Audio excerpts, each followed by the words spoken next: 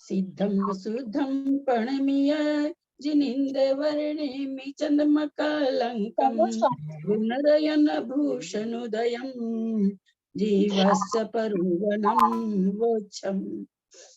नेमिचंद्राचार्य की जय।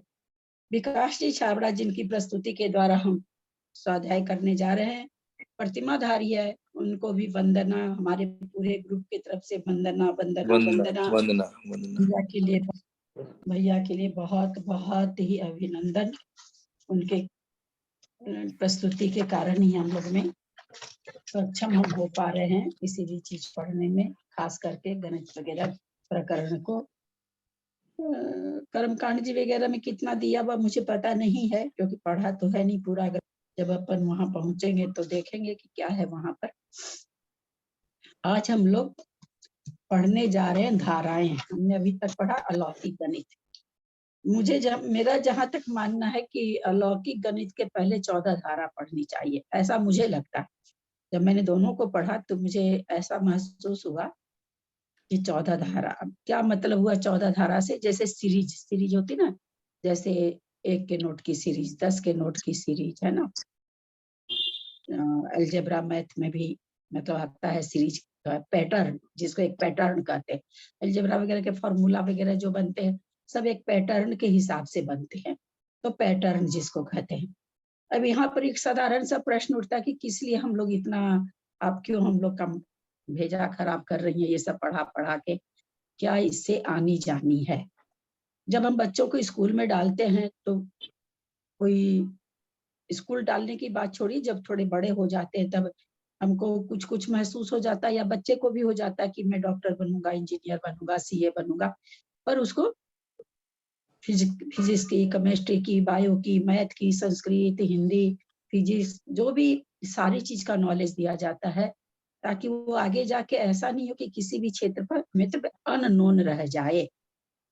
उसी तरह से जैसे हम में से कोई कह देते हैं कि भाई हम तो वर्तमान योग पढ़ लिए, सफिशिएंट हो गया, उसमें सब चीज पढ़ लिए, हो गया। कोई कहता वर्तमान योग, जैसे मेरा जैसा आदमी नहीं पढ़ा है, वर्तमान योग पढ़ने में क्या रखा, हालांकि मेरी ये भावना नहीं है, क्योंकि मैं पात्रों का नाम भूल जाती हूँ तो मैं आगे नहीं पाती, इसलिए मैं उसको पढ़ना नहीं चाहिए। कोई कथानक सुनाता तो बहुत अच्छा लगता है, कोई कहे कि नहीं सो, लेकिन वर्तमान योग पढ़ने से हमारी श्रद्धा बहुत पक्की होती है। आचार्यों ने अपना पूरा जीवन इन शास्त्रों को लिखने में लगा दिया, तो हर अनुयोग का अपना अपना बहुत ज्यादा महत्व है। कोई प्रथमानुयोग पढ़ के क्या करना है, उसमें तो खाली कथा कहानी नहीं, उनको पढ़ने के बाद में हमारा श्रद्धा बहुत ज्यादा मजबूत होता है। उसके दृष्टांत के द्वारा हमारा वीर्य जगता है कि देखो उन्होंने भी ऐसा किया, इतना कष्ट सहा, तो मैं भी सह सकता हूँ। इस तरह से हमारा वीर्य बहुत जगता है।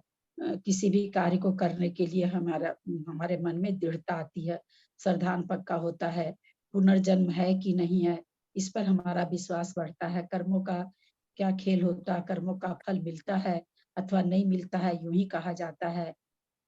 ये हम वर्तमान योग जब पढ़ते हैं तो हमें पता चलता है। दुख सहने की शक्ति हमें वर्तमान योग से ही आती है।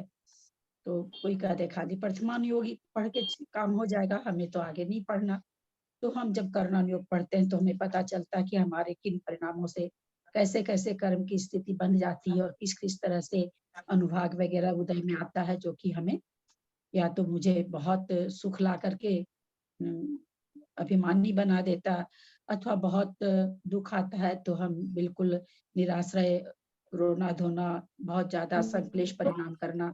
तो हमें ये करुणा योग बताता है कि नहीं, ऐसा करने से तुम्हारे आत्मा की ये स्थिति हो जाएगी।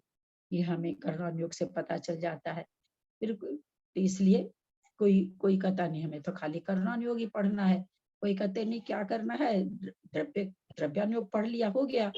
द्रव्यानुयोग में लिखा हुआ है एक द्रव्य, क्यों पढ़ेंगे द्रव्यानुयोग?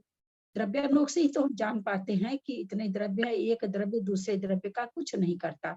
हम अपने में घमंड भले कर ले कि हमने उसको पढ़ाया, हमने उस पुत्र को बहुत सक्षम बनाया, हमने उस पुत्र को ये बनाया, तो ऐसा बिल्कुल, क्योंकि एक टीचर क्लास में 100 बच्चे होते हैं, पढ़ाते हैं, 100 में से 1-2 बच्चे बहुत अच्छा करते, जिस आचार्य ने पढ़ाया, जिस भी क्या नाम है सो शिक्षक ने पढ़ाया, एक ही बोर्ड था, एक ही पेंसिल थी, पढ़ाने वाले की एक ही कदकाठी थी। फिर कोई 2 बच्चे बहुत अच्छे कर लेते हैं, 4 कुछ और थोड़ा सा कम अच्छा करते हैं।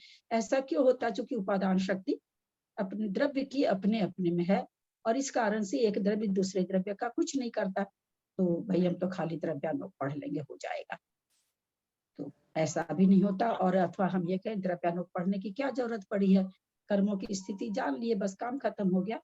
तो वो भी नहीं हो सकता, क्योंकि फिर हम क्या कहेंगे, हमारे उसको उसने हमारा ऐसा कर दिया, उसने हमारा ऐसा कर दिया, और इस तरह से हम अपने कर्म के बंध को बढ़ाते ही रहेंगे। किन्हीं का ये मानना है कि नहीं, क्या करना इन तीनों को पढ़ के, काम तो आचरण आता है, हम तो द्रव्य चरणानुयोग पढ़ लेंगे और आचरण कर लेंगे। तो आचार्य कहते भैया उस आचरण को भी बढ़िया से पढ़ने के लिए प्रथमानुयोग पढ़ता है तो लगता रहे उन्होंने ऐसा किया था तो इस तरह की उनकी गति हुई। कर्मों को जानने से कि नहीं, अगर हम अपने लिए भी व्रतों में फीस लेंगे तो इस तरह का बंद हो सकता है। तो कहने का मतलब कि जिस तरह से हमारे स्कूल में भी बहुत सारे सब्जेक्ट पढ़ाए जाते हैं, यद्यपि जब सुपर स्पेशलाइजेशन करते हैं तो कोई एक ही सब्जेक्ट में करेंगे, लेकिन फिर भी शुरू में सारे सब्जेक्ट पढ़ाए जाते हैं।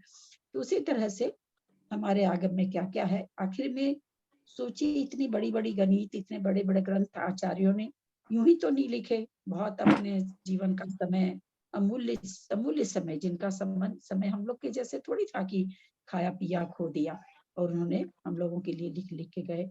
तो इस तरह से हमें हमें पढ़ना चाहिए, पढ़ने की आवश्यकता है। इन चीजों को पढ़ के जैन धर्म पर, अपने धर्म पर, जिस पर बहुत श्रद्धा बढ़ता है, और हम जान पाते हैं जिस छोटे से हम कुएं के मेढक, जैसे कुएं का मेढक, कुएं कोई सारी दुनिया मानता है, तो हमें पता चलता हम भी, हमारी गति भी उस कुएं के मेढक के जैसे ही है। बस हाँ, इतना सा जैन धर्म है, बस जितना सा चुल्लू भर हम जानते हैं उतना सा है। हमें उसकी महत्ता पता चलती है। इस महत्ता पता चलने से हमें अपने पूर्वाचार्यों के प्रति बहुत बहुत बहुत श्रद्धान बढ़ता है। और उनके प्रति श्रद्धान बढ़ना, ग्रंथ का नहीं समझ में आना भी उनके प्रति श्रद्धान बढ़ना, हमारे बहुत सारे कर्मों का शुभ कर्मों में बदल देता है। बहुत सारे जो प्रतिमाधारी उनकी तो निर्जरा भी होती है, प्रतिमाधारी नहीं है उनको पुण्य का संचय हो जाता है। अनीता बंद करो। तो इस तरह से हमें मतलब इनका स्वाध्याय अवश्य करना चाहिए। अब चलते हैं हम लोग, इसका परिचय हम, धाराएं मतलब सीरीज है ना, एक पैटर्न से कोई चीज बढ़ना। तो नाम जैसा इसका है 14 धारा, 14 धाराएं, नाम ही इसका है 14 धाराएं। बहुत पहली बार बहुत बढ़िया से हो चुका, सबसे सुना भी जाता था। अब भी 14 धारा का नाम किसको याद है, हैंड रेज करे बिना देखे, ईमानदारी से। चलिए मंजू जैन दिल्ली बोलिए।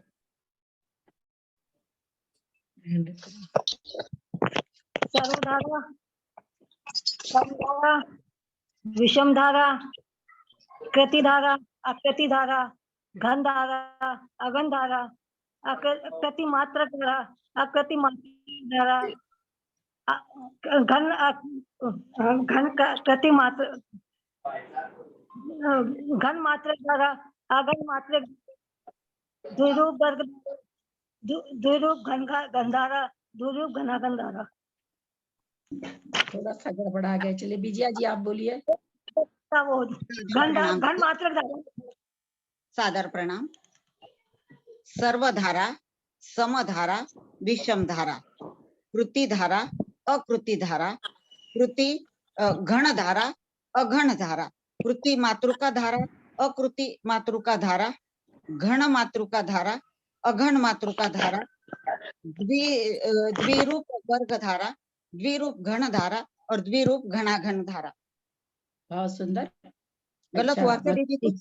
नहीं, बहुत अच्छा। मधु जी भी हाथ उठा रखी हैं, मधु जी रांची से, आप हैंड रेज कर रखे हो क्या?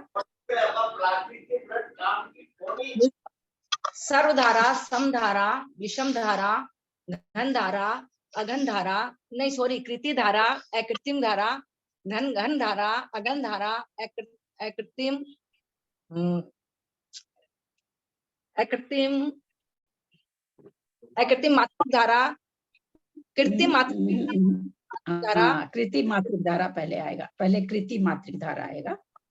और कृत्रिम घन धारा, अकृत्रिम घन धारा, द्विरूप वर्ग धारा, द्विरूप वर्ग धारा, चलिए, द्विरूप घन धारा, द्विरूप घना घन धारा, बहुत अच्छा। अचानक आप लोग को तो उम्मीद नहीं थी होगी कि मैं पूछूंगी, उसके बाद भी आप लोग बिना देखे बताइए, बहुत बड़ी बात है बहुत हल्का, इसमें कोई दो मत नहीं है। उस समय अपने लोगों ने तो बहुत ही अच्छी तरह से याद किया था सबने एकदम, तो बहुत अच्छा। चलिए अब हम लोग करते हैं। जैसा कि अभी सबने बताया, धारा 14 होती है, सर्वधारा, समधारा, विषम धारा, कृति धारा, अकृति धारा, घन धारा, अघन धारा, कृति मात्रिक धारा, अकृति मात्रिक धारा, घन मात्रिक धारा, अघन मात्रिक धारा, द्विरूप वर्ग धारा, द्विरूप घन धारा, द्विरूप घना घन धारा। तो इस 14 इससे हमको कितना मतलब 14 धारा का हमें ज्ञान होगा। जैसा कि द्विरूप घना घन धारा सबसे लास्ट में आ रही है, तो हमें पता ही है। अब जैसे कहा जाता है कि मतलब धाराएं अपने जो लौकिक गणित में हम क्या अगर देखें तो हम संख्या को इन्फिनाइट बोलते हैं। दो तरह से चलती है, ऑड और इवन।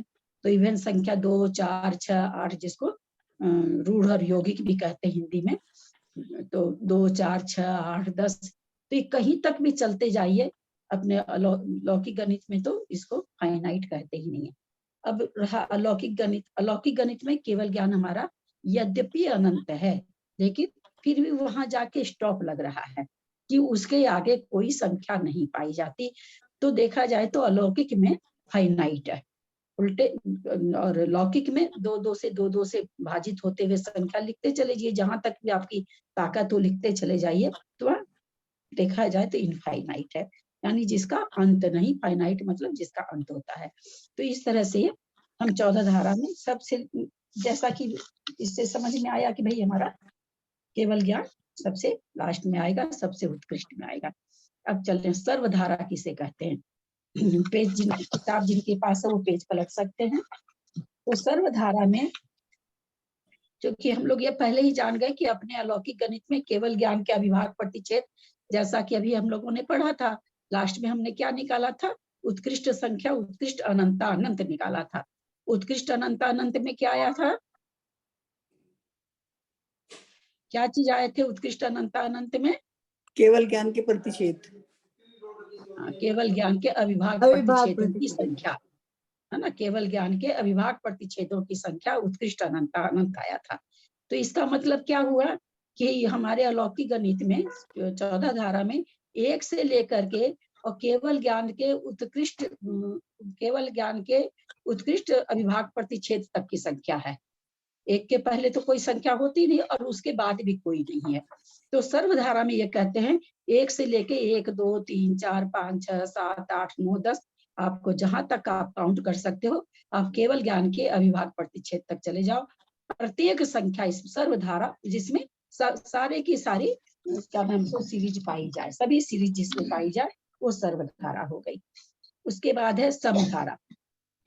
समधारा इवन संख्या को कहते हैं, 2, 4, 6, 8 कहाँ तक ही जाएगी, तो कहते हैं केवल ज्ञान के, चूंकि हमारा केवल ज्ञान अंतिम है इसलिए हम सभी धारा को वहां तक ले जाने की कोशिश करेंगे और देखेंगे कि अगर केवल ज्ञान समधारा में तो केवल ज्ञान तक आएगा, और केवल ज्ञान अगर समधारा में नहीं है, हम लोग इसमें देखते हैं कहाँ तक कैसे होता है। तो सारी सम संख्याएं 2, 4, 6, 8 से लेकर के केवल ज्ञान के अविभाज्य प्रतिच्छेद पर्यंत। तो इस शब्द से हमें ये आभास हो गया कि केवल ज्ञान के उत्कृष्ट अविभाज्य प्रतिच्छेद समरूप हैं। ये हमें यहाँ से पता चल गया, क्योंकि इन्होंने कहा क्या, वहां तक जाना है। तो इससे क्या निकला कि ये जो केवल ज्ञान के अविभाज्य प्रतिच्छेद है उसकी संख्या समरूप है, इवन ऑड रूप नहीं है। तो स्थान कितने हो जाएंगे सम संख्या के, जैसे मान लीजिए हम 100 लेते हैं, 10 लेते हैं, चलिए तो 10 में इवन ऑड संख्या कितनी होगी, तो 2, 4, 6, 8, 10, 5 तो हो जाएगी इवन और 5 हो जाएगी ऑड। तो उस तरह से बिल्कुल 5 5 का विभाजन हो गया। यहाँ 5-5 का विभाजन क्यों हो रहा है? चूंकि शुरू की एक संख्या इवन है, सॉरी ऑड है, और अंतिम जो 10 संख्या है वो आवाज odd ही है। नहीं रहता दीदी। आवाज नहीं आ रहा है? बहुत बढ़िया आ रही है हम लोगों को। आ रही है, आवाज अच्छी आ रही है। आ रही है, बहुत बढ़िया आवाज आ रही है। बहुत हाँ। बढ़िया आ रही है। म्यूट हो गई है, आप थोड़ी ना कर सकते। उनकी प्रॉब्लम होगी नेट का। भाभी खुले इस हुए भी तरह से बताते हैं, खुले उनका हुए माइक भी, शोभा जी का खुला हुआ है और उसके बाद में इनका खुला, एस के जैन भैया का खुला हुआ है, तो ये भी खुले हुए काफी हैं।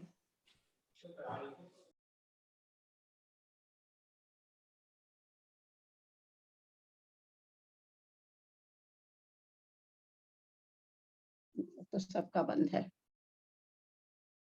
हाँ, तो जय हमने भी क्या समझा? समधारा, समधारा यानी इवन संख्या 2, 4, 6, 8 जो 2 से विभाजित हो, उसको इवन संख्या कहते हैं हम लोग अपने लौकिक गणित में भी।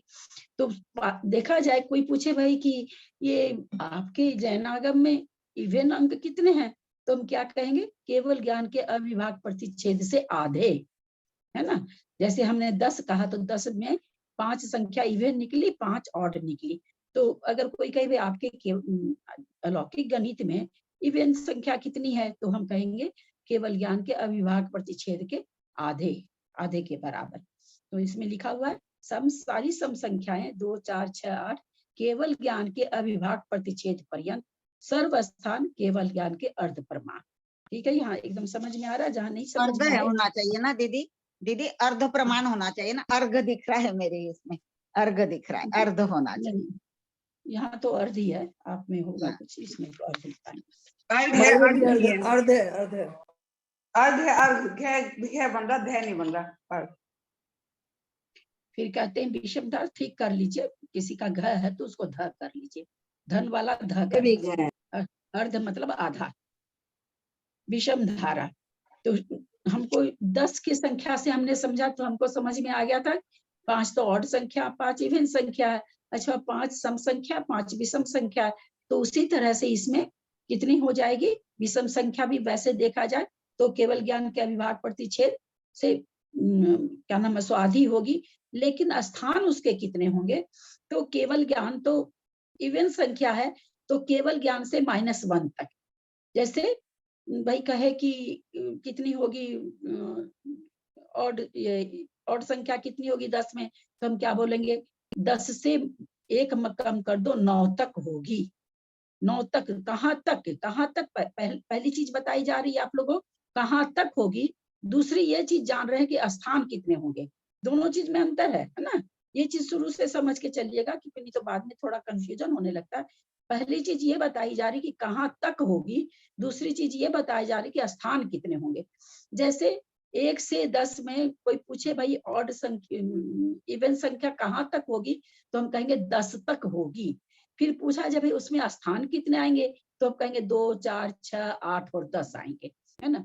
फिर उसी तरह से पूछा जाए भाई विषम धारा कहाँ तक होगी, तो कहेंगे भाई 10 में 1 कम कर दो, क्योंकि 10 तो सम संख्या है, उसमें आप 1 कम कर दो तो 9 तक होगी। भाई स्थान कितने होंगे, तो स्थान तो केवल ज्ञान के अर्ध प्रमाणी होंगे। यहाँ तक समझ में आया सबको? नए लोगों को समझ में आया? दीदी Yes. अर्ध मतलब ठीक है, आधा। बिल्कुल। ललिता जी 9 तक होगी तो 9 तक में सम भी तो है ना। 9 तक होगी, 9 तक मतलब आपको बताया ना कि भाई अब 1 कहे, 3 कहे, 5 कहे, 7 कहे, 9 कहे, तो कहाँ तक बढ़े आप 9 तक बढ़े ना, 10 में 1 कम तक बढ़े, है ना। आप गए कहाँ तक चल करके, तो 9 तक चले। बीच की संख्या आई वो अलग है, वो तो इवन में चली गई। आप इवन ऑड के लिए कहाँ तक पहुंचे, तो 9 तक पहुंचे, यानी 10 में 1 कम तक पहुंचे। और जब हम इवन संख्या निकाल रहे थे तो हम कहाँ तक पहुंचे थे? 10 तक पहुंचे थे। तो कहा गया ये कि भाई, दीदी आपने बोला, हाँ बोलिए। ये समधारा में आपने बताया कि इसमें स्थान 5 है। समधारा में स्थान है 2, 4, 6, 8 और 5 स्थान, और विषम धारा में आपने बताया केवल ज्ञान के अर्ध प्रमाण स्थान है। उसमें नहीं बता सकते अपन कि 5 स्थान है। नहीं, आप नहीं समझे, तब आप समझे नहीं। मैंने 10 केवल ज्ञान के अविभाज्य प्रतिच्छेद को 10 माना समझने के हाँ। लिए। केवल ज्ञान के अविभाज्य प्रतिच्छेद तो नहीं। अनंत है, तो उसको हमने हम्म। 10 मान लिया कि भाई केवल ज्ञान कितना है। हम 100 भी मान सकते हैं, अभी बहुत छोटे, आगे जाके 100 मानेंगे, उसके आगे जाके 65,536 मानेंगे। जैसे जैसे थोड़ा थोड़ा समझते जाएंगे, थोड़ी थोड़ी संख्या बड़ी करते जाएंगे। अभी सबसे पहला पेज है, सबसे हमने उसको 10 मान लिया, केवल ज्ञान को हमने मान लिया केवल ज्ञान 10 होता है।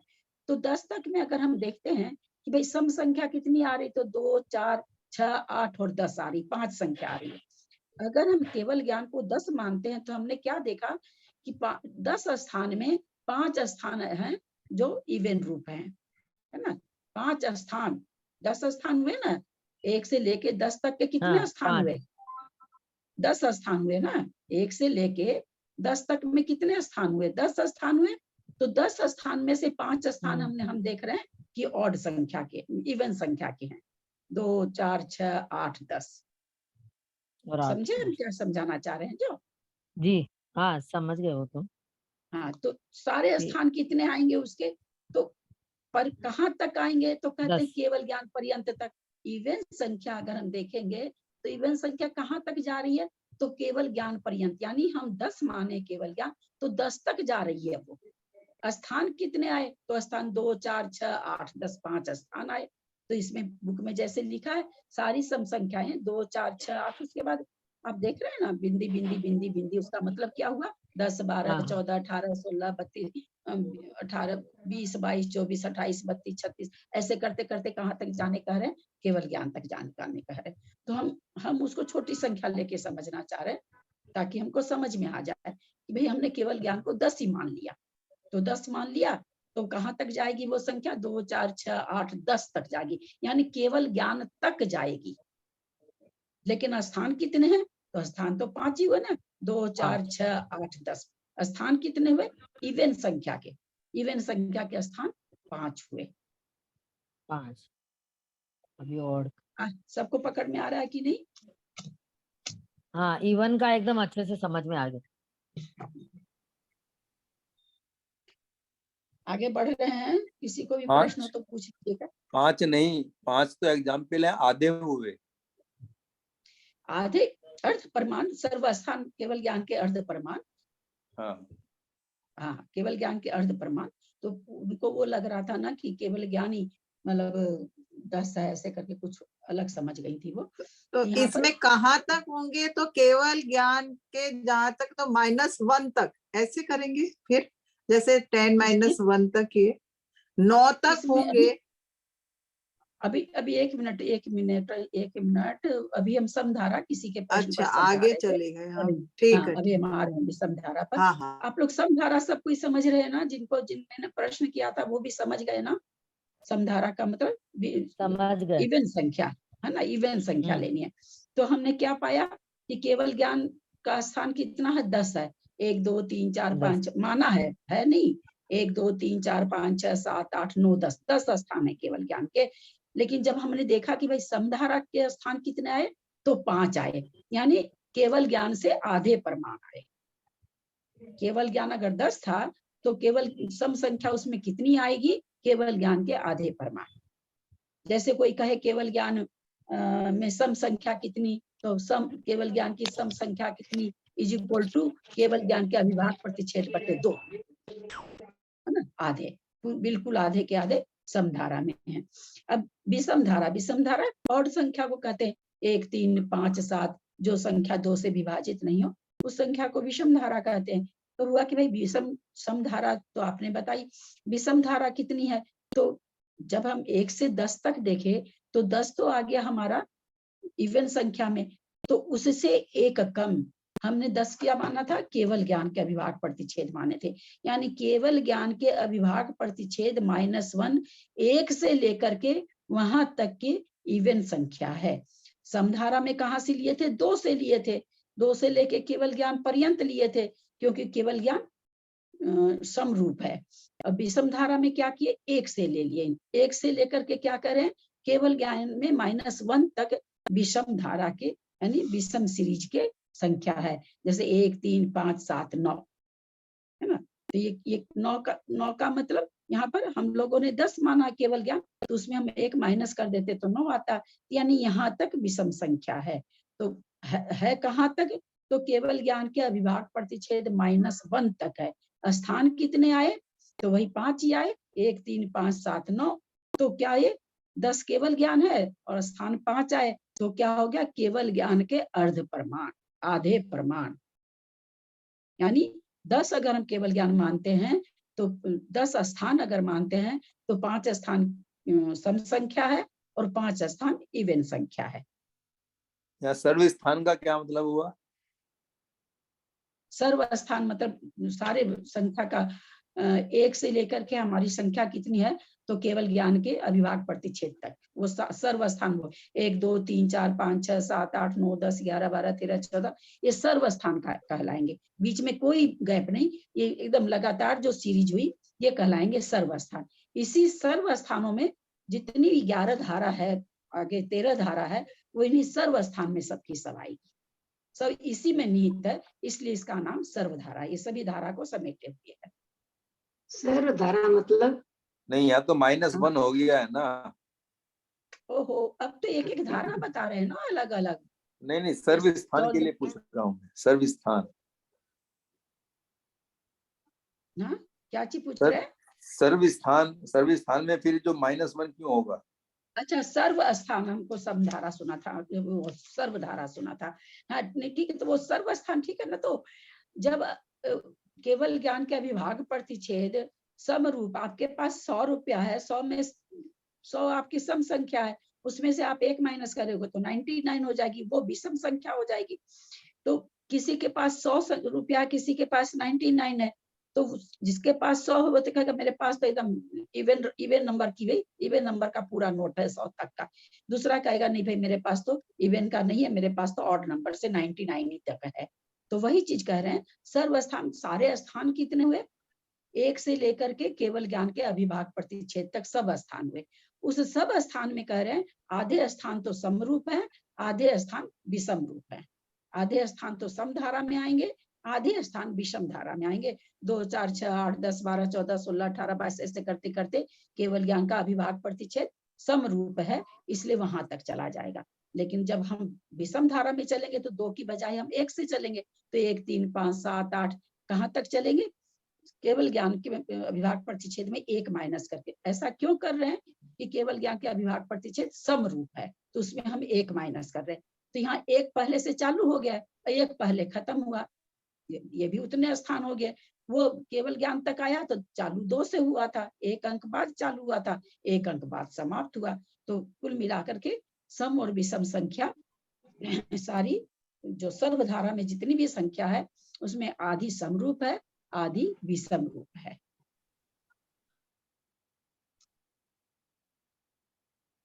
कोई क्वेश्चन? इनको समझ में आया कि नहीं? सरिता जी मद्रा क्या कहाँ? अहमदाबाद।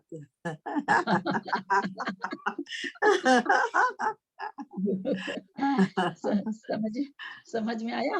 हाँ, एकदम पूरा। और कोई नए लोग? स्थान का मतलब क्या? जगह स्थान मतलब क्या होता है?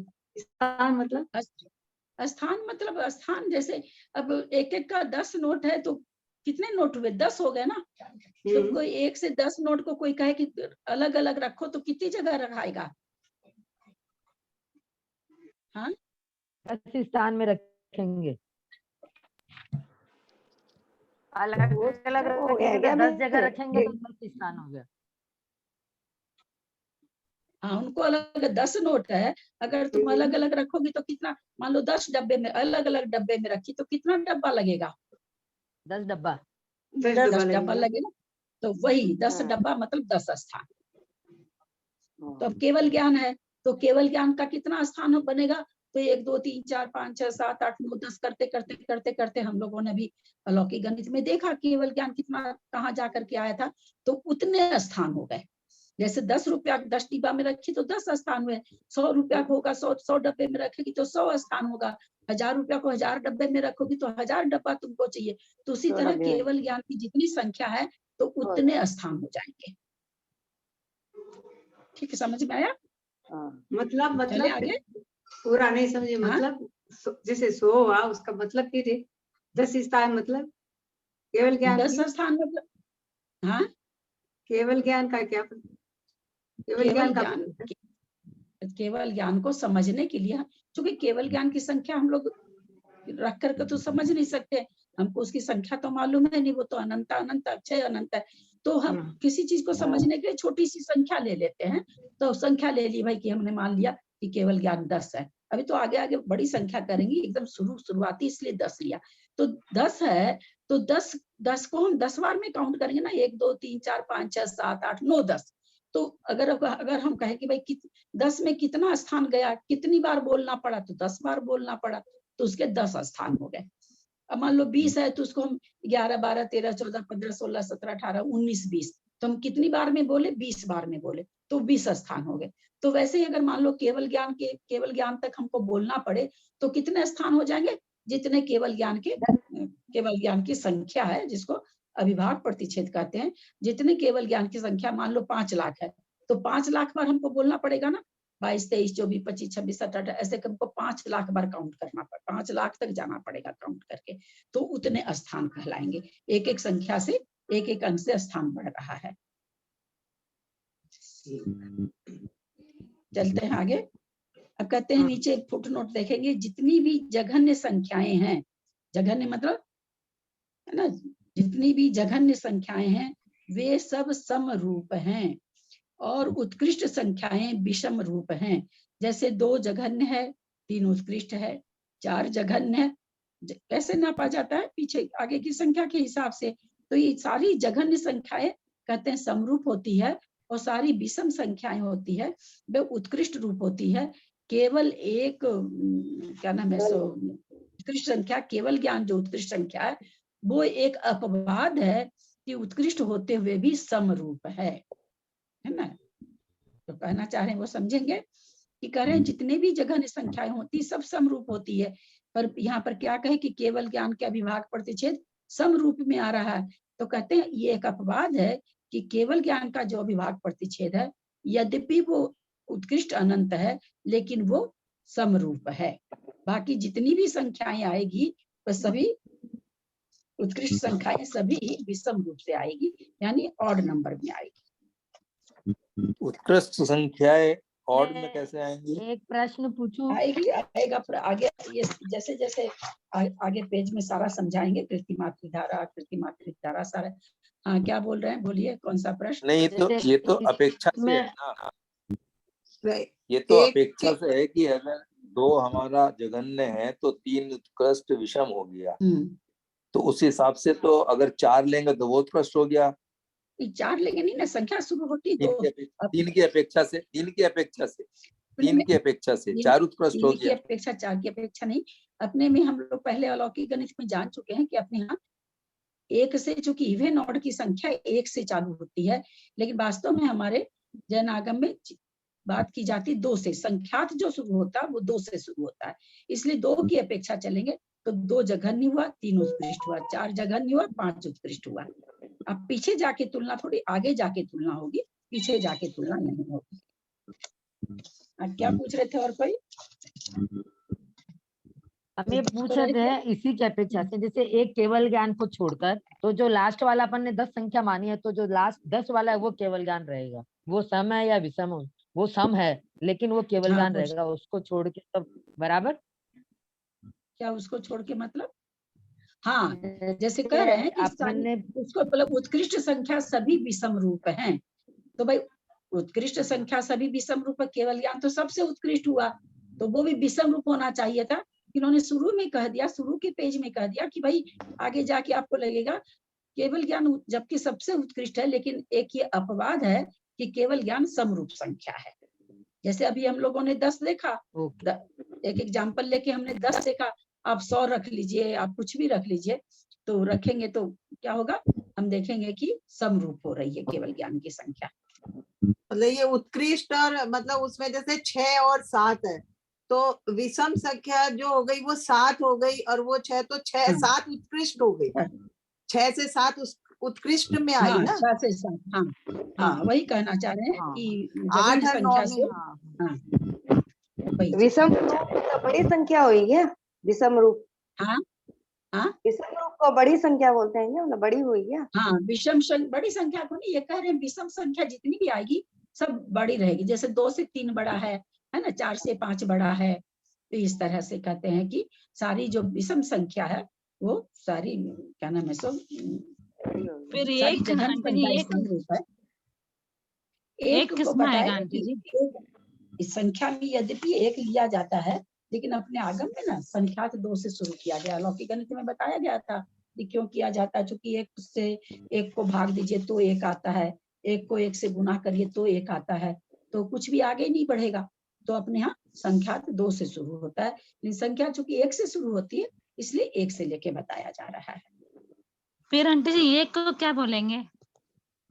एक संख्या तो है, एक संख्या है, पर जैसे अभी इसमें ले लिया ना एक, जब हम सर्वधारा बता रहे हैं तो सर्वधारा में एक को कहाँ छोड़ा गया, उसको लिया गया ना, सबसे पहले तो उसी को लिया गया, एक को लिया गया। कृति धारा, कृति धारा तो भाभी जैसे इसमें लिखा है एक केवल ज्ञान को छोड़कर, हाँ तो वही तो बताए ना, जैसे अभी हमने 10 माना या हमने 100 मान, आगे 100 मान करके समझाएंगे, क्योंकि वर्ग वगैरह आ रहा तो वहाँ 10 में नहीं समझाया जा सकेगा, या फिर आगे और जाएंगे तो 65,536 मानेंगे। तो क्या ये सारी संख्याएं सम हैं? तो वो कह रहे यद्यपि उत्कृष्ट संख्याएं सभी विषम रूप हैं, पर केवल ज्ञान सबसे उत्कृष्ट है। लेकिन केवल ज्ञान, एक केवल ज्ञान को छोड़कर, एक मतलब एक वैसे एक नहीं, मतलब एक केवल ज्ञान ऐसा है जिसका जो उत्कृष्ट होते हुए भी समरूप है, समरूप है।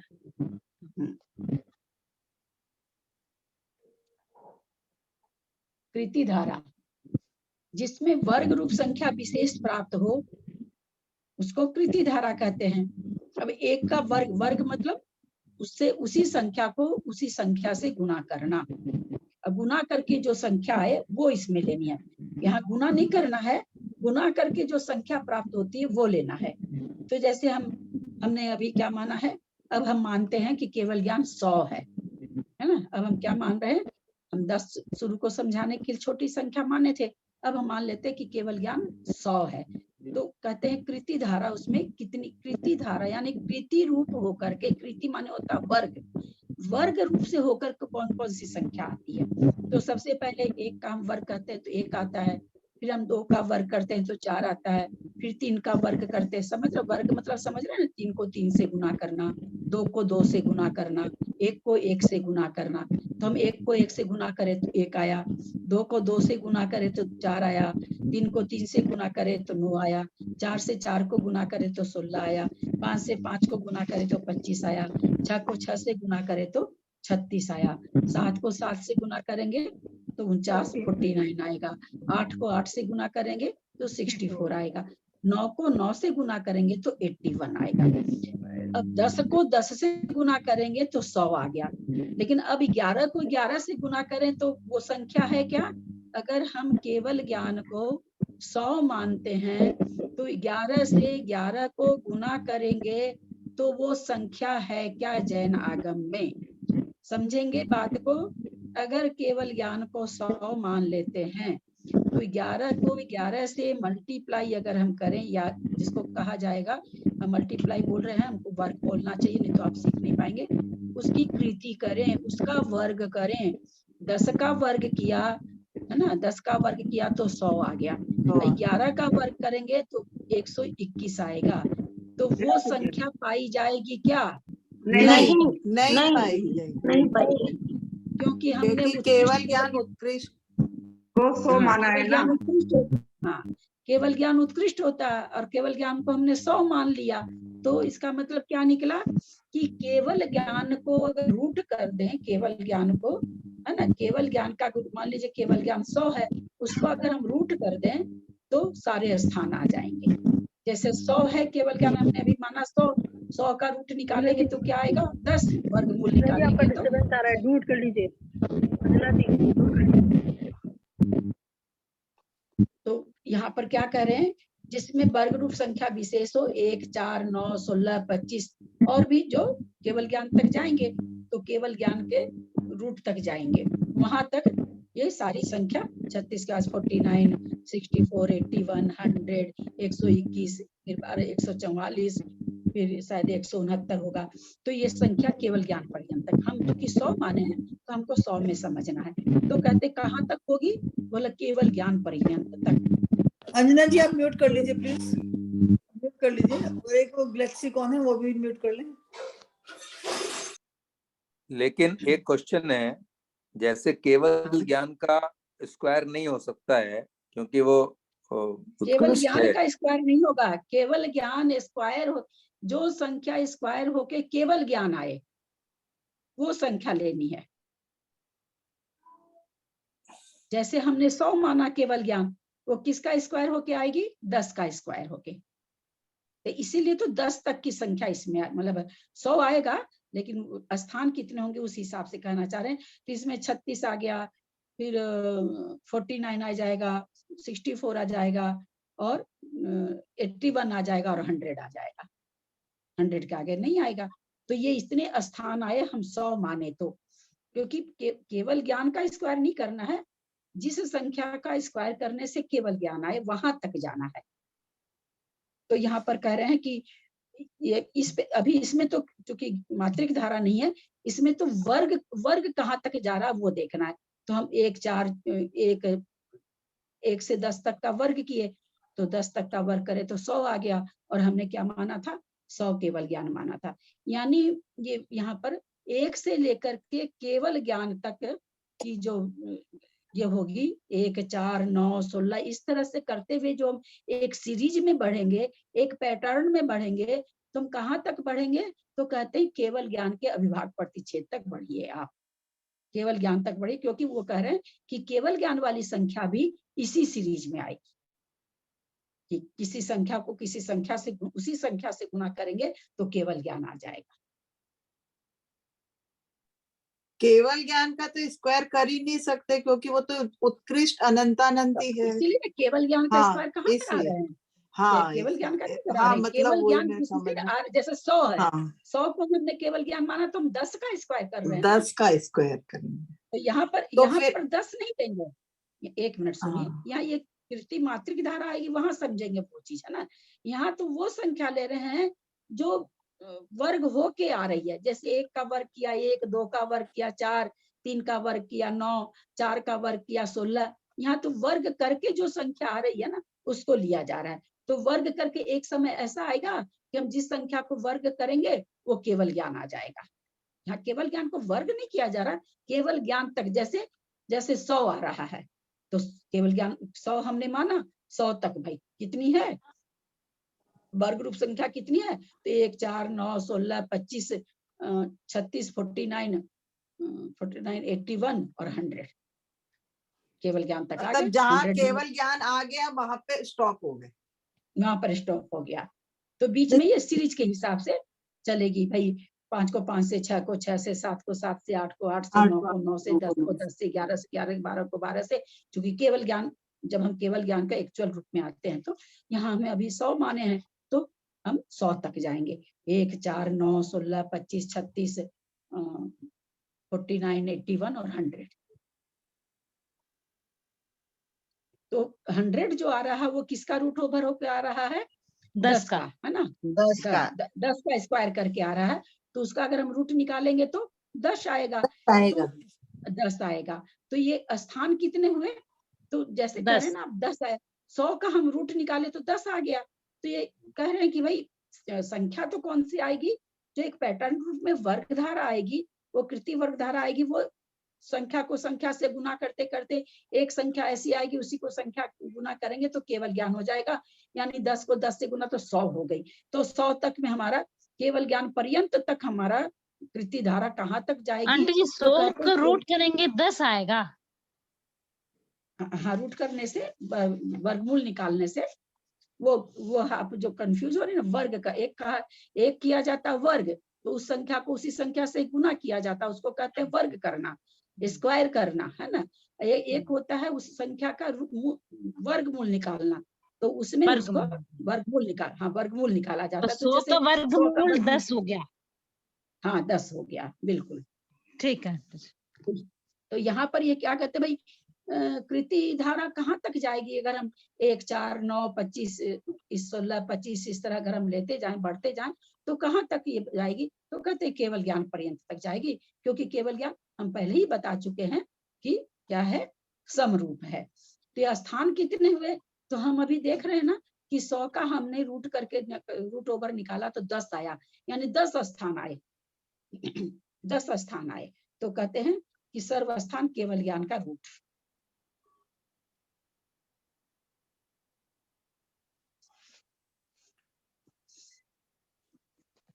दस स्थान आएंगे कि नहीं? 100 में से देखिए कितने स्थान आएंगे? 10 ही आएंगे बराबर। आएंगे ये ना 6 10? स्थान है ना, ये तो 6 हाँ, है ही।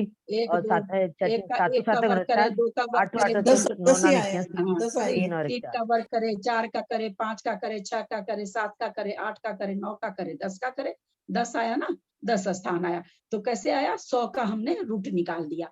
तो इसका मतलब क्या है? कृति धारा की सारे स्थान कितने हैं? जो इतना बड़ा गणित है हमारा जैन आगम का, तो कृति धारा रूप से कितने उसमें हो सकती, कितनी संख्याएं हो सकती है? तो कहते भैया केवल ज्ञान का रूट निकाल, उतनी संख्या होगी। ठीक है, ललिता समझ जी, में आ रहा है? 10 स्थान तो विषम और सम दोनों का मिला के 10 स्थान हुए ना। ओहो, वो तो समझाने के लिए छोटी सी अच्छा, संख्या लिए नहीं ना। वो 100 के सम स्थान, 100 के सम स्थान अपन कह रहे कितने हुए? तो 10 हुए। तो 10 तो मतलब सम और विषम दोनों के मिला के हुए ना, मेरा कहने का मतलब ये। यहाँ सम विषम, ये तो वर्ग रूप है, तो इसमें सम विषम की मतलब नहीं चल रहा है ना। वैसे आप इनकी इसमें जो संख्या आती है, उस संख्या को ऑड रूप कहें तो ऑड और इवन कहें तो अलग बात है। यहाँ पर है ना, एक चीज ध्यान रखिएगा, ये जो धाराएं बताई जा रही है शुरू में, अलग अलग अलग अलग, उनको बिल्कुल अलग रखिएगा। एक में आप कृति धारा में इवन और ऑड को सम्मिलित मत करिए। वो एक जो प्रिस्क्रिप्शन होगा, वो आगे जाके हम लोग सोचेंगे कि भाई हम आपको 1000 दिए, 1000 संख्या देके आपसे पूछे कि 1000 संख्या में कौन कौन सी धारा बन सकती है, वहां पर आप खोजेंगे कि भाई अगर हमको 1000 दिया गया तो इसमें कौन कौन सी धारा बनती, वहां पर खोजा जाएगा। यहाँ पर ये नहीं, यहाँ पर नहीं, यहाँ पर कृति धारा है, उसमें कृति धारा है। इन्होंने शायद ऐसे पूछा दीदी, जैसे 9 आए ना, 3 या 9, तो वो अरे तो 9 वही तो हम भी कहे कविता जी, वही तो उत्तर दिए ना, वही तो उत्तर दिए कि इसमें तो इवन और सारी संख्या आ रही, मैं तो कही रही हूँ ना। लेकिन हम कृति धारा में कृति को देख रहे हैं, वहां पर इवन और ऑड संख्या नहीं देख रहे हैं, वही कहना चाह रहे हैं। इसलिए जहां पर जो चीज आएगा ना, वहां पर पर्टिकुलर, क्योंकि हम अभी बहुत छोटे छोटे एक एक चीज को समझा रहे हैं। जब सारी चीजों को लेके एक जगह घटाएंगे ना, तब हम एक संख्या में खोजेंगे कि भाई ये जो संख्या है, इसमें एक कृति रूप है, अकृति रूप है, सर्वधारा में है, समधारा में है, कि विषम धारा में है, कि घन धारा में है, कि अघन धारा में। वहां पर हम 2 2 3 3 4 4 धारा एक एक संख्या में निकालेंगे। अभी तो हम समझ रहे हैं, धारा को समझ रहे हैं, इसलिए एक धारा में दूसरी धारा नहीं मिलाई जाएगी यहाँ पर। वो तो हम भी समझ गए कि 9 और 25 को देख के बोल रही, तभी तो मैंने कहा। आंटी जी एक बार हम बताएं, आंटी जी सही है क्या? हाँ बोलिए। जैसे केवल ज्ञान को 100 है, 100 माना है, उसमें 1 into 1 1, 2 into 2 4, 3 into 3 9, ऐसे करके 10 into 10 100 तक हो गया। जैसे इसमें संख्या आया, मतलब वर्ग का संख्या आया 1 4 9 16 25 36 गुण 50 64 81 100, ये 10 बार आ गया 100 में, ये स्थान कहलाया ना। 10 बार आ गया। हाँ, इसको तो 100 में 10 स्थान हुआ। हाँ, 100 में तो हमारा 100 तो हम समझने के लिए रखे, वास्तव में तो केवल ज्ञान है। तो भाई केवल ज्ञान का रूट निकाल लो, उतने स्थान आएंगे। जैसे अभी हमने 100 रखा केवल ज्ञान, तो उसका 10 आ रहा है, यानी उसका रूट निकालो 100 का, तो 10 आ रहा, तो 10 स्थान आ रहे। तो हमें क्या पता चला कि कृति धारा में कितने स्थान आएंगे, तो केवल ज्ञान का रूट कर दो। हाँ आंटी जी, इसमें और क्या क्वेश्चन होगा? एक तो हो गया 10 स्थान हो गया। हाँ, फिर एक और क्या क्वेश्चन आ सकता है इसमें? कहाँ एक क्वेश्चन कि कहाँ तक जा रहा है ये जो कृति धारा, कहाँ तक जा रही है? केवल ज्ञान तक बताया, केवल ज्ञान तक। हाँ, केवल ज्ञान तक, यानी केवल ज्ञान के जो अभिभाग प्रतिच्छेद हैं, वो भी कृति धारा में आएंगे, है ना? वो भी कृति धारा में आएंगे। सर्वधारा अभी तक किस किस में आ गए? अभी तक में केवल ज्ञान की संख्या किस किस धारा में आ गई? सर्वधारा में, समधारा में, विषम धारा में, सम, विषम और कृति तीनों धारा में। में और कृति धारा में। कृति धारा, 4 चीज आ गया ना आंटी जी, समधारा, विषम धारा, सर्वस्थान। नहीं, विषम में नहीं आया ना, विषम में थोड़ी आएगी।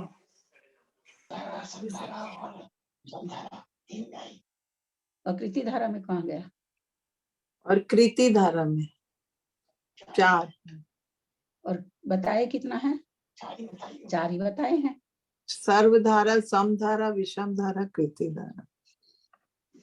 चूंकि सारी चीजें कृति तो माने केवल ज्ञान वर्ग। के अंदर, हाँ कृति माने वर्ग, सारी चीज तो केवल ज्ञान के अंदर ही समाहित होनी है, तो सारी धाराएं उसमें तो आई जाएगी ना। केवल ज्ञान 1 से लेके केवल ज्ञान तक, तो हम तो शुरू में ये चीज सबसे शुरू यही तो बताया गया ना कि 1 से लेके केवल ज्ञान तक में 14 धारा आ जाएगी, सारी धारा 14 की 14 उसमें आएगी। अभी तो 4 ही पढ़े। केवल ज्ञान तो विषय, केवल ज्ञान तो विषम धारा में तो नहीं आएगा ना, केवल ज्ञान -1 विषम धारा का अंतिम नहीं, केवल ज्ञान में विषम धारा आएगी, केवल ज्ञान में, हाँ। केवल ज्ञान में विषम धारा आएगी, उससे बाहर नहीं है। हाँ। आकृति धारा जिसमें वर्ग रूप संख्या विशेष प्राप्त नहीं होती है, जैसे 1 और 4 के बीच में 2 है, 3 है, फिर 5, 6, 7, 8 है ना, फिर 9 उसमें चला गया, फिर 10 है, 11 है, 12 है, 13 है, 14 है, 15 है, फिर 16 उसमें चला गया, फिर 17, 18, 19, 20, 21, 22, 23, 24, फिर ये नहीं है। तो कह रहे हैं कि इस तरह से जो संख्या होगी 2 से लेके, वहां 1 से शुरू हुई थी, यहाँ 2 से लेकर के, तो 2 से लेकर के कौन तो सा आंटी जी? हाँ, वहाँ मैंने 1 से शुरू हुई थी, वो कौन सी? कृति धारा। हाँ ठीक। क्या चीज पूछे? कृति धारा 1 से शुरू हुई थी। क्या चीज नहीं हमको समझ में आ माने रहा। 1 से लेके जो शुरू हुआ था वो कृति धारा है, और 2 से स्टार्ट होती है वो अकृत्रिम धारा है। हाँ, 2 ऐसी कोई संख्या नहीं है कि उसको उसी से गुना करिए तो 2 आ जाए, ऐसी कोई संख्या नहीं है ना, या ऐसी कोई संख्या भी नहीं है कि जिसको 2 संख्या को आपस में गुना करें तो 3 आ जाए, अथवा 2 संख्या को आपस में गुना करें तो 5 आ जाए। जैसे 4 आ गया था, 2 को 2 से गुना करे थे तो 4 आ गया था, 1 को 1 से गुना करे तो 1 आ गया था, 3 को 3 से गुना करे तो 9 आ गया था, 4 को 4 से गुना करे तो 16 आ गया था। वैसे यहाँ पर 2, 3, 5, 6 ये सब वैसी संख्या नहीं है कि किसी 2 संख्या को आपस में हम गुना करें तो वो ये संख्या मिलती है। तो कहते हैं ये आकृति धारा है, यानी ये किसी भी वर्ग के द्वारा उत्पन्न नहीं होती है। हाँ। तो ये कहाँ तक चला जाएगा? अब केवल ज्ञान तो हमने जान लिया है कि कृति धारा में आता है, तो इसका मतलब क्या हो जाएगा? केवल ज्ञान -1 तक जाएगी। कहाँ तक जाएगी? तो केवल ज्ञान -1 तक जाएगी, क्योंकि केवल ज्ञान तो कृति धारा में है ना, तो केवल ज्ञान में -1 कर दीजिए, वहां तक ये कहते हैं आकृति धारा जाएगी। उसके तो सर्वस्थान कितने हो जाएंगे? तो क्या कहते हैं भाई, पहले कृति धारा के स्थान हमको मालूम है, केवल ज्ञान का रूट ओवर आया है ना, कृति धारा के स्थान हमको मालूम है कि केवल ज्ञान का रूट आया, तो आकृति धारा के स्थान कितने आएंगे? तो कहते हैं कि केवल ज्ञान जितने हैं, केवल ज्ञान में से इसको घटा दो।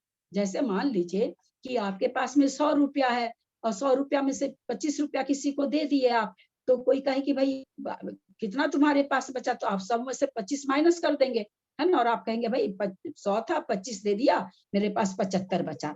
तो केवल ज्ञान 100 हमने माना था कि 100 है ना, केवल ज्ञान 100 है, और कृति धारा के स्थान कितने आए थे?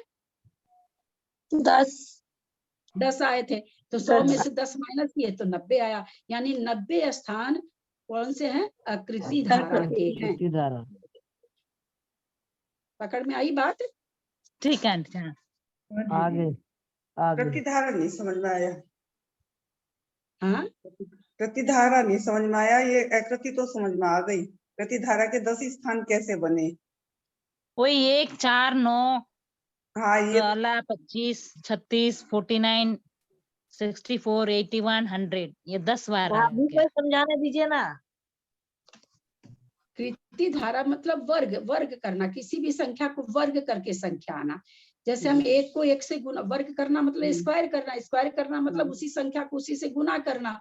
एक को एक से गुना किए तो एक का वर्ग एक मिला, दो को दो से गुना किए तो दो का वर्ग 4 हुआ, 3 को 3 से गुना किए तो 3 का वर्ग 9 हुआ। कृति मतलब वर्ग, वर्ग रूप से आना, संख्या का आना। तो 1 का वर्ग किए, 2 का वर्ग किए, 3 का किए, 4 का किए, 5 का किए, 6 का किए, इस तरह से हम वर्ग किए, वर्ग करके ये संख्या आई। तो 1 4 9 16 आई। तो ये कहला गई कि भाई ये वर्ग करके आई हुई संख्या है।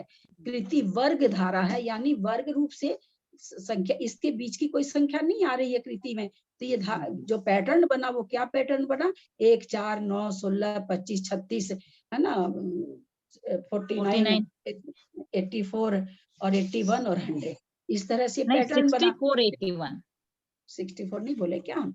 तो ये हाँ नहीं बोलेंगे। तो ये कृति धारा में होगी। तो बोल भाई ये तो वर्ग करके आई, लेकिन जो ये इसके बीच की जो संख्या है 3 4, भाई एक के बाद 4 है तो 2 और 3 भी बीच में है, तो 2 और 3 ये ऐसी संख्या है, ये किसी की कृति नहीं, यानी उसी संख्या को जैसे हम 4 कैसे लाए, 2 को 2 से गुना करके, तो वैसी कोई संख्या नहीं है कि जिसको उसी संख्या से गुना करा जाए तो 2 आ जाए, अथवा उसी संख्या से उसी संख्या को गुना करे तो 3 आ जाए, वैसा ये नहीं। इसलिए इसको कहा गया अकृति धारा, यानी जो वर्ग रूप से नहीं है। जो वर्ग रूप से, समझ में आ गई, पहले समझ में आएगी थी, भूल गए। समय हो गया है, पहले समझ में आ गई थी, अब भूल गए, आज समझ में आ गई। यह भूलने वाली चीज है भाई, सभी पहले तो खूब अच्छे से समझ में थी, याद भी थी, अब भूल गए अभी।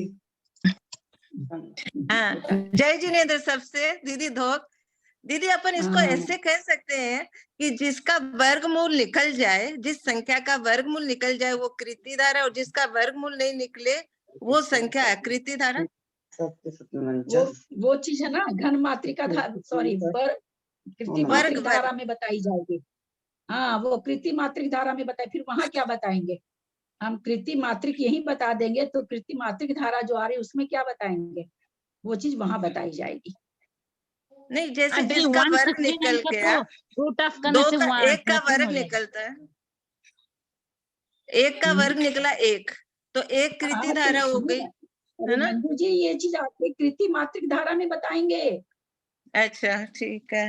हाँ, और इसमें मात्रिक धारा में क्या बताएंगे कि भाई ये कृति कहाँ से उत्पन्न हुई, मात्रिक माँ, कृति को उत्पन्न करने वाली माँ, तो भाई एक को वर्ग किया तो एक आया, वहां पर बताएंगे ये चीज। यहाँ पर तो कृति धारा बताई जा रही है कि जो वर्ग होकर के संख्या आ रही है उस संख्या के बारे में बताई जा रही है। ये वर्ग हुआ कैसे उत्पन्न, अभी ये चीज ही नहीं बताई जा रही, अभी तो वो आगे कृति मात्रिक धारा में बताई जाएगी। जो आप कह रहे हैं ना वो चीज वहां बताई जाएगी। क्लास समाप्त करते हैं। अक्षरमात्रा पदवाक्यहीनं मया प्रमादाद् किंचनोक्तम् तन्मे क्षमित्वा विधातु देवी सरस्वती केवल बोधलब्धि बोधि समाधि परिणाम शुद्धि स्वात्मोपलब्धि शिव सौख्य सिद्धि चिंतामणि चिंतित वस्तु दाने त्वं वंदमानस्य ममास्तु देवी जवानी के ज्ञान ते सुजे लोकालोक सोवानी मस्तक चढ़ो सदा देत मुंडो हे जिनवानी भारती तो ही जब कुंदिन रहे जो तेरा शरणा कहे सो पावे सुख चैन निर्वजु अरहंत को गुरु से घर में चाउमीन सदा ही मोक्ष का अपन द्वादशक जिनवानी माता की जय। 9 बार नमोकार। मेरे घर में चाउमीन